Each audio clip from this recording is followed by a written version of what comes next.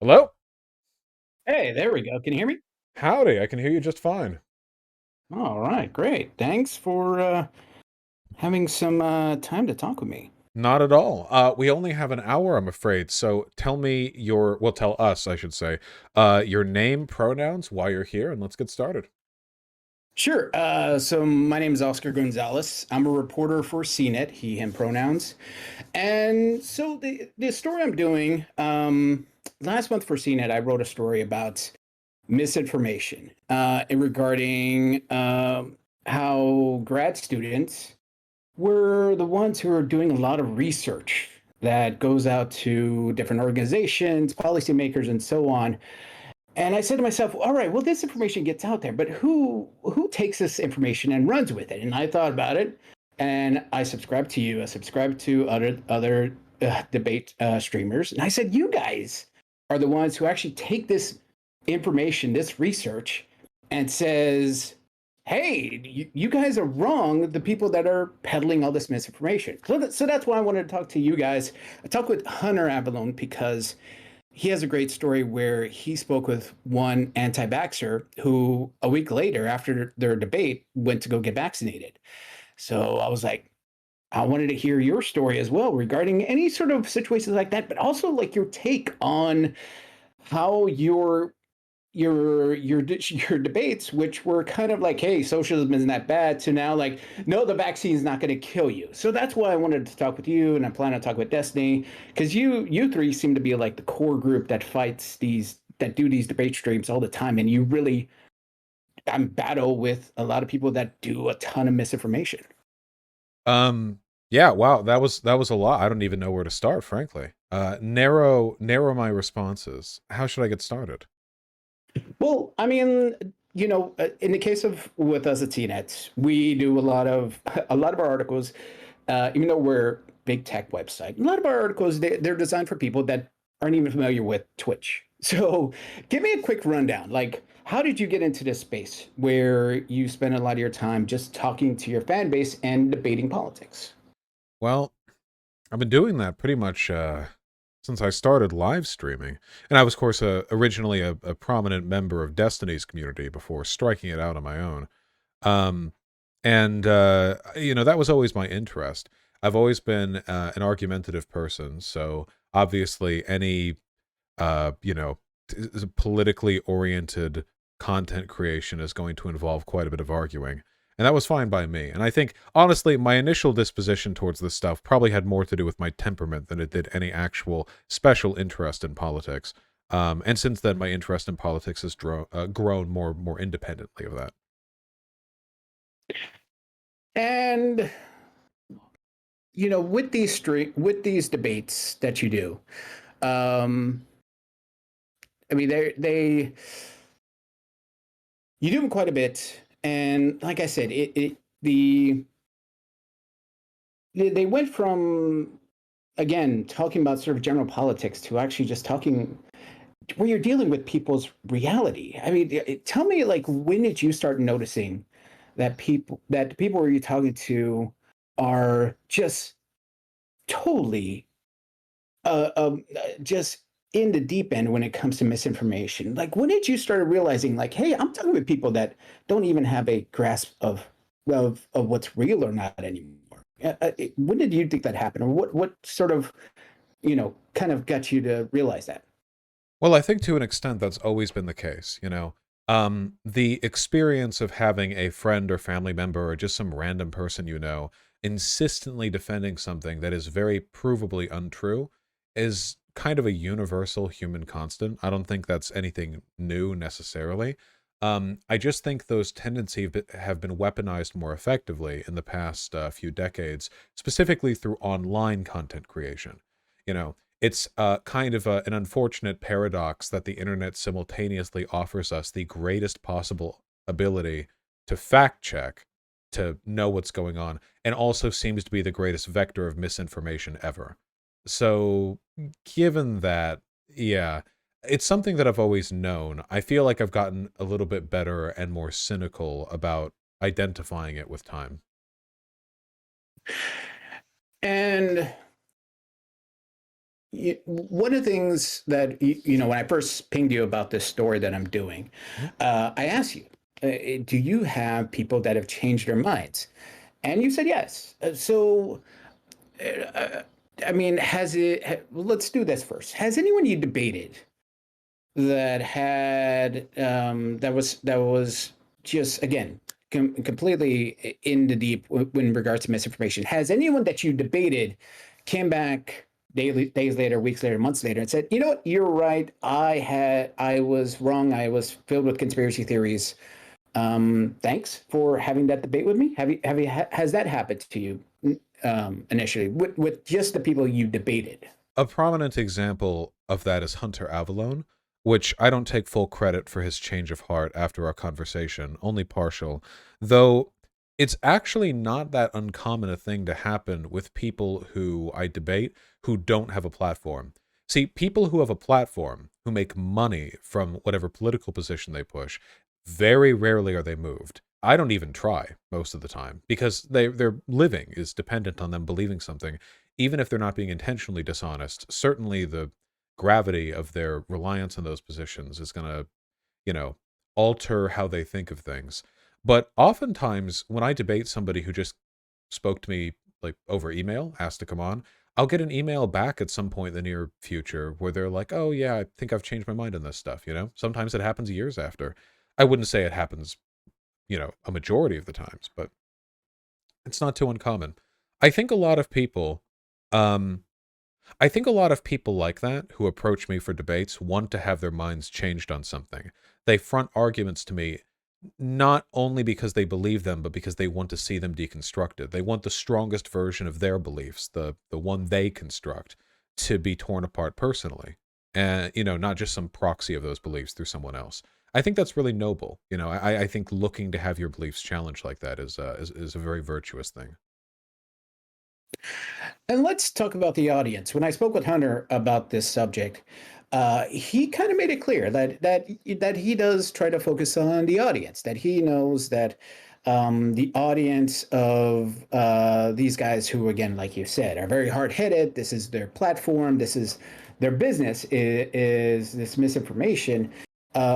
He's like, I'm going to focus. I'm going to debate them, but I'm going to focus on the audience. So tell me, like, how have some of those aspects, some of those examples of you changing the audience mind on certain subjects, again, like the vaccination, like, COVID supposedly not being that dangerous, where it was very clear cut conspiracy theories that you were able to debunk during a debate.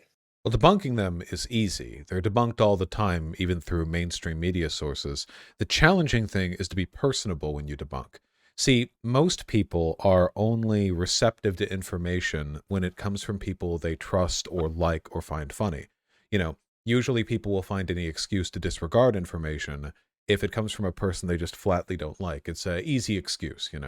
A good example of this would be that if somebody's like a little bit misogynistic, like a guy maybe doesn't think that much of women, it might be easier to convince him of something if you're a guy than if you're a woman. Because if you're a woman, he might have pre-built, thought terminating cliches, pre-built insults or excuses to disregard that make it harder for him to see the truth.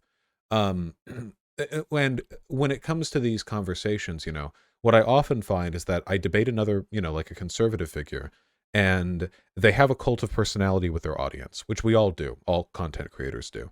And the most effective way to convince their audience is to break that illusion for a bit by making them laugh, by coming off in a manner different than what they expect. Maybe a little more jovial or friendly than they expect me to be, to shatter an illusion of strength. If they come across as like a very bombastic and aggressive debater, and you kind of make them look a little foolish and laugh at them a bit, maybe their audience sort of cringes in sympathy with them, like, oh yeah, they got the better of him in that case.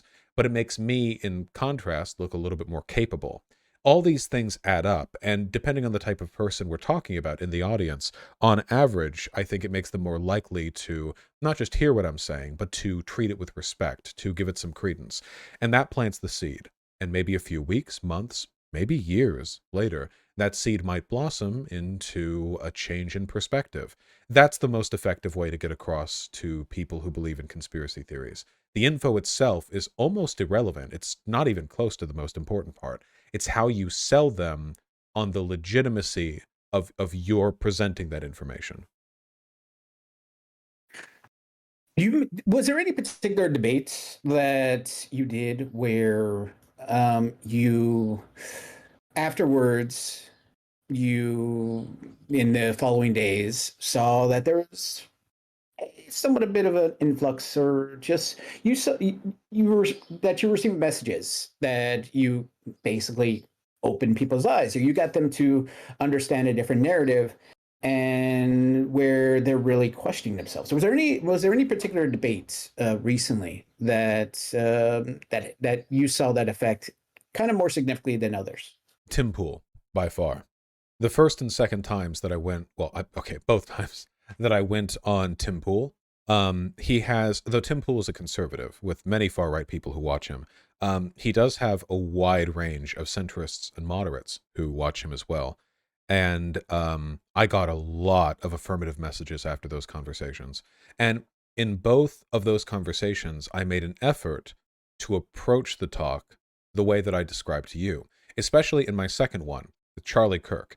Charlie Kirk, very conservative figure, very far right, and generally quite aggressive, very contentious in the convos. I made an effort in that conversation, very deliberate, a practiced one, to be jovial and kind of nonchalant with my responses. Don't get angry, don't get overly invested. Just, yeah, like you're there for a friendly convo. If he says something I disagree with, look incredulous or disappointed, but don't get angry or preachy. And as a product of that, Charlie couldn't get mad at me because it would have made him look like the fool, because I was coming across so calm and reasonable.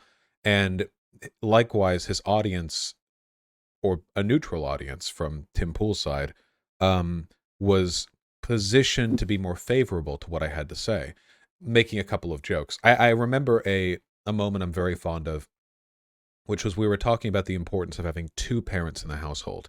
And then I made a joke, if you have three parents, you actually get 50% like a bonus to child rearing efficiency. And then Charlie Kirk said, like, because of course Charlie Kirk doesn't want to support like polygamous marriage, he's like, no, no, no. And then I make a joke about like 12 parents, and Tim Pool and I laugh because of course it was very funny. But Charlie Kirk can't laugh because to him that's degenerate. It's sacrilegious. So he has to sit there looking, kind of grumpy, while Tim and I laugh over something. And to Tim's audience, that's gold. That's gold right there. Seeing their guy laughing with me while the conservative figure is just in a little bit of a huff on the other side of the table. Getting those moments. That's worth more than 1,000 like correct citations or Snopes articles. Yeah, I remember that discussion, and there was also a lot of COVID talk in that discussion as well. Did any audience members kind of change your mind on like COVID or vaccines after that talk that you remember? COVID's been a tough one because I find that it's more difficult to move people out of a conspiratorial position when there's such a ubiquity of sources on it. The COVID denialism stuff is basically a mainstream conservative position. Various levels of COVID denialism, but still. Um, and as a product of that, it's very difficult to push back against like the overwhelming tide on the subject. It's difficult to push back against that level of of engagement from their end. It's possible. It's difficult though. I don't even talk about COVID these days because at this point it seems like there's not really any political solution on the table that anyone's willing to get invested in. Even the Democrats have basically given up. It's like, maybe wear a mask inside. At this point, focusing on COVID is politically inefficacious because even the best outcomes won't effectively change the state of the country that we live in. Nothing that we can do, it seems. So I try not to fixate on it that much anymore. I talked about it way more back during the beginning when better action could have saved a lot more lives. How do you, what's your approach in regards to the debates and preparation for them? Some of the subject matter is very science heavy. Do you give me an idea of your sort of research into these debates? What do you like doing? And then again, what about and how in your mind are you thinking about approaching this from a very narrative argumentative um, kind of take where, like you said, you want to, like, again with tempo, you figured out, hey, if I'm a little bit more relaxed and jovial, I could probably do better. So give me an idea of your sort of strategy. Yeah, I generally try to do as little research as possible going into most of the debates that I do, because one of the recurring messages that I want to instill in my audience and my channel is that very often the arguments you're fighting against don't really require that much expertise to debunk. If there's anything in which I have a decent degree of expertise, it's rhetoric. And that's what I try to teach. Like, that's the thing I really try to hone in on. In terms of the specifics of a political position, I often feel that my opponents know so little about it that even a Wikipedia article over prepares you for a debate. You know, Wikipedia articles aren't all written for fourth graders. There's some pretty good info in there often. And if you read one on almost any subject, scientific, social, political, economic, you'll probably know more than most people, certainly most conservatives, in my experience.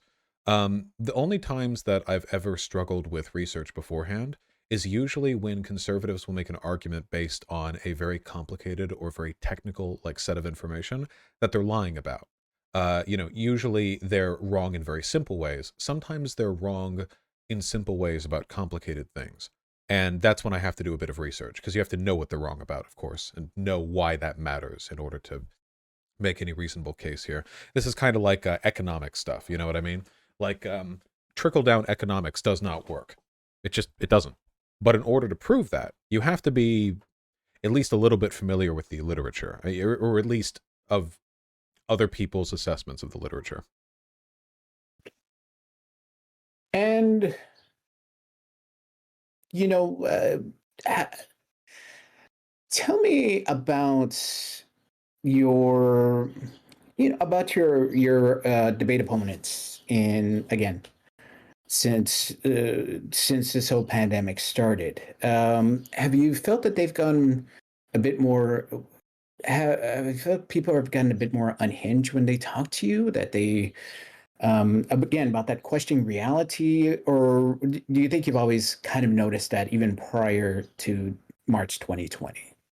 No, I would say when I first started my streams, I debated mostly Nazis, like just full on like unhinged nobodies who were neo-Nazis, like they'd get a swastika tattooed on them, like that type. And what I've noticed is that the mainstream conservative position has been moving closer and closer to how I felt when debating those people to begin with. It feels like over the past few years, a lot of stuff that felt less mainstream before is now much more so. The Great Replacement Theory is now a common staple in Tucker Carlson and many other conservative commentator and politicians' propaganda repertoire. The treatment of trans people, it's gone from this sort of chiding, scientific, oh, that's not how gender and sex work, Ben Shapiro type argument, to this highly essentialist, you're all pedophiles trying to destroy Western civilization by grooming our children type thing, which is much more close to the neo Nazi perspective on queerness. Um, the arguments have shifted rightward. As a result, I found it less and less worthwhile to debate Nazis at all because you can usually debate the politically sanitized version of their arguments by talking to like mainstream advocates for Republican policies. Um, yeah, things have definitely gotten a lot worse over the past few years. Um, I want your take on this this quote. Well, this thought from a professor that I spoke with, who researches political rhetoric. He believes that with the debates, they're not broadly effective to change large swaths of people's minds at once, because he said what's important is that for someone to change their mind, their stance has to have a bit of wiggle room in their beliefs. And you know, is that sort of the case? Is that do you agree with sort of that idea that you know you have to kind of said earlier that people have to be willing to at least change their mind or at least not so hardened in their beliefs in order to well change how they change how they view change their minds on pretty much anything or anything that's so political these days. I agree. Though it's worth noting that there is no way to reliably change anyone's mind on anything. Debate, a propaganda movie, there's no reliable way. The most reliable way I've noticed for a person to change their mind is as you've described, that wiggle room you're talking about. Here's how it usually goes. People mold their perspectives to meet the social needs of the communities that they're in. If a person, let's say when they're 13 or 14, some white boy, they're on 4chan, they go on B, they go on Poll, they see a lot of right wing arguments. They find right wing friends. They use right wing lingo, which means that it's difficult to find left wing friends. You fall deeper into that spiral. And then you, oh, I don't know, happen to catch a debate or two of mine, or maybe a few videos. And they don't like me, of course, but they find me entertaining in a kind of, grim, at least he's funny about being wrong type way. But maybe there's a few things I say that they do agree with, that do make sense to them, that conservatives tend not to agree with. Let's say it's on trans issues. Usually it's not that one, but let's say that it's on trans issues. Maybe they're conservative, even far right broadly, but they just I don't know, they just don't really care about like trans guys or trans girls or whatever. And they're going to talk about that with the people around them. They're going to talk about that with their right-wing compatriots and get pushback. They're not going to get the conversations they want. So maybe they go looking for people they can have those conversations with. Simple ones, nothing big and deep, but maybe there's some other Discord server where it's like, oh yeah, like I don't have an issue with this or that. And they have other right-wing views that they get pushback on, but they do get to talk to more left-wing people. And the goal is that eventually they find themselves in social situations where it is encouraged for them to develop these more progressive opinions, and so they're more open to it. They lose these inhibitors that make them cling to their previous ideas. A lot of people in the far right are afraid to move left because they feel like they'll never be able to make friends. They'll lose their community, their support system. I mean, imagine if somebody, I don't know, I assume you're relatively progressive. Imagine if you were suddenly to become like a, Bible thumping Trump supporter. You'd probably lose a pretty big range of your social circle just by way of this big shift in your positions. Maybe, I don't know you, but it happens to a lot of people. At least it can happen. You give them that social space. That's the room in which they grow and develop. And in a couple years, most of these people end up being great leftists. Give me because of that. How does that sort of make you feel when you change someone's mind? Like again after the Tim Pool debate, even after debate with Hunter. How does that make you feel that you have someone that you kind of looked at as they are just so wrong on different levels, and that through your words, because you provided a good argument, because you provided as Hunter said, a better narrative, you were able to change your mind and kind of, pull them from the brink, if you will. And again, it doesn't have to be the people that you debated with. It could be someone in the audience that reached out to you via whether it's chat message, whether it's email, tweet, what's the case. So how does that make you feel when you get that message saying, "Hey, you really helped me out"? Disappointed, mostly. I don't think that what I do is that special. It's very unfortunate we live in a world where the first exposure many of these people have to these ideas in the way they receive them from me is me. It really makes me wish that there was more of what I do, that it wasn't some, it's like, how do I put this? Like a volunteer firefighter, arriving on the scene as soon as they can to help out somebody. it's good that they could be there, but there should have been a municipal fire department there sooner. There should have been something more effective and more widespread, something that would have made the volunteer firefighters' work unnecessary. That's how I feel a little bit. Of course, it makes me happy, and I'm proud of the work that I do, and I enjoy doing it. But it does sometimes worry me that what I've said to you here is considered contentious in a lot of left-leaning circles. The value of debate as a means of spreading ideas, the worth of trying to change people's minds at all. Sometimes these are issues the left concedes on. The right never does. Conservatives have always been incredibly effective advocates for their positions in the propaganda and rhetoric game. There are conservative pundits who will literally make coordinated efforts to groom communities they know are full of depressed young white men into conservatism. This is not at all uncommon. Steve Bannon had a whole thing going on about this, after he was talked about when he was let go by Trump.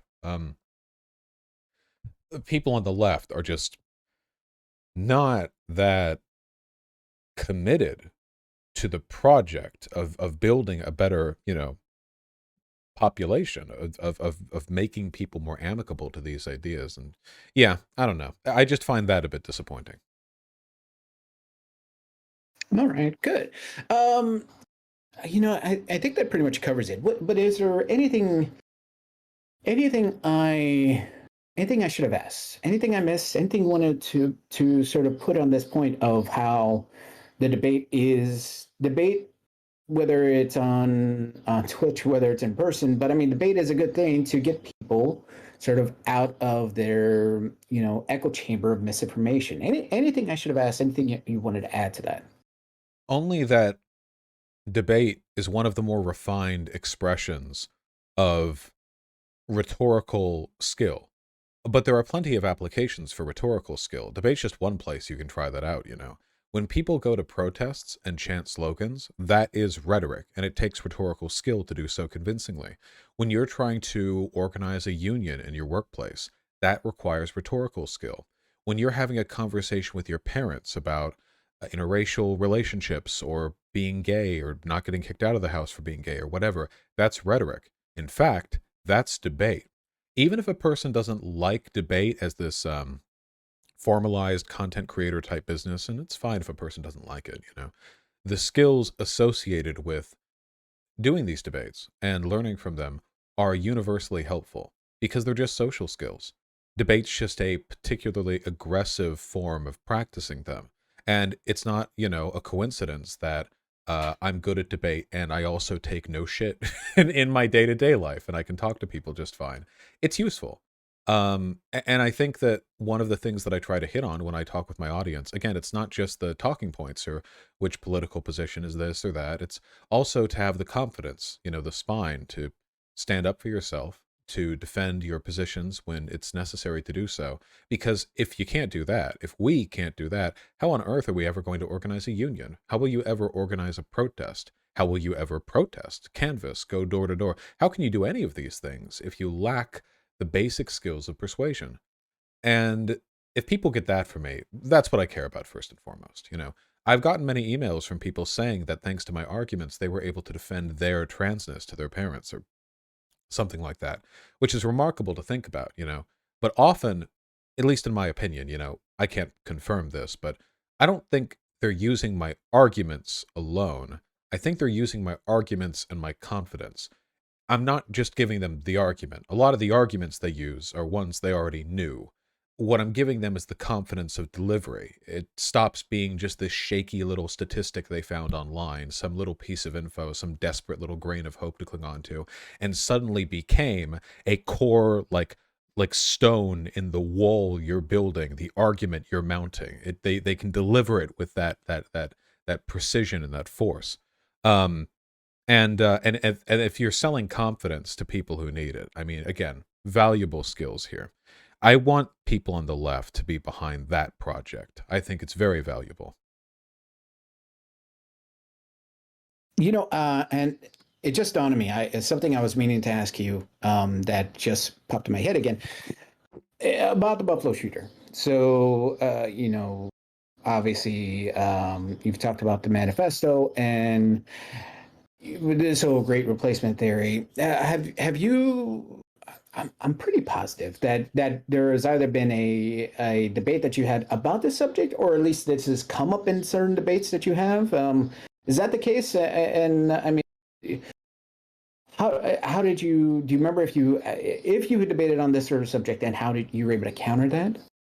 The Buffalo shooter specifically, or the logic No, the behind? great replacement. Right, right. Um, yes, I've had a few conversations on it. This is one of the instances where the left has dramatically failed the propaganda game. Um, what people believe in when they believe the Great Replacement, what they really believe in is fear. It's an anxiety about the state of the world. You know, the belief that everything is falling to pieces is very easy to cultivate. Our lives are so multifaceted and our media is so sensationalist. If a person wants to believe things are falling apart, it's very easy to make them feel that way. And what's more, it's very easy to make them feel that things are falling apart because of any number of reasons. And if you can channel that anxiety into a specific political prescription, then you've got them. In truth, I don't think that the Great Replacement theory is any more politically radical than the classic belief Republicans have held that Mexican immigrants are taking away Americans' jobs. They're really the same theory. The only thing the former one does, the Great Replacement theory, is assign a greater degree of deliberate malice. But apart from that, the fundamentals are like basically identical. They, for decades, have accused Democrats of being, soft on immigration, which allows for more non-white people to come into the country and harm white people, and the politicians are doing it for their gain. It's very, very similar. And this strategy goes back a long while. Funnily enough, some of its earliest incarnations were in opposition to labor unions, uh, way back when. See, around the end of the 19th century, when you have union organizers who are going through the tenements saying, the factory owners shouldn't be skinning us to the bone. We're all being paid. I don't know what, $6 a year. Whatever they were getting paid, some miserable amount back in the Gilded Age. And they wanted to form unions. And the problem was, the factory owner has a very very bad set of arguments against this. I mean, how are you going to convince people to not unionize in an environment like that? There's not really a logical reason for them not to. Certainly, the unions ended up giving them, they fought for the working day, they fought for weekends, they fought for an end to child labor. Um, so rather than focus exclusively on countering the logic of a union, a different strategy was taken to highlight and exacerbate racial differences in forming union groups.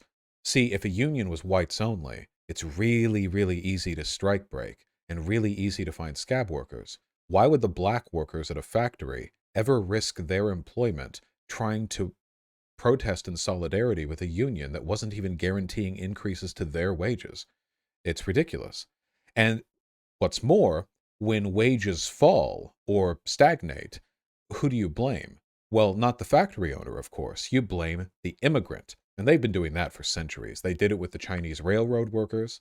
They've done that for a long time with Mexicans coming up from Mexico. They did that with Italians and Irish as well. And they did it with black people when, after the end of slavery, they moved north to find jobs in factories in former Union territory. So all we're talking about right now with the Great Replacement, all of it, is just the hyper radical variant of a centuries old capitalist ploy to convince the working class that people of different races are responsible for the problems they're experiencing as a product of corporate greed. And that's what we're getting right now. Why are wages stagnating today? Which they attribute, by the way, to immigration. Why are people feeling isolated, alienated? As a socialist, I think the answer has a lot to do with capitalism, but they get obsessed with race.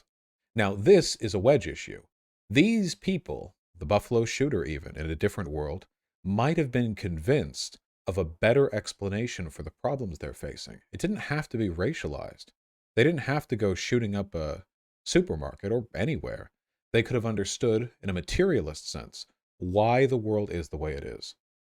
And if they'd done that, I think the world, well, certainly the kid, would be in a much better place.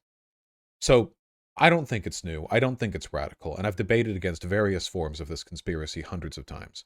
The left needs to be more effective at providing these disillusioned people an alternative explanation for the problems they're experiencing.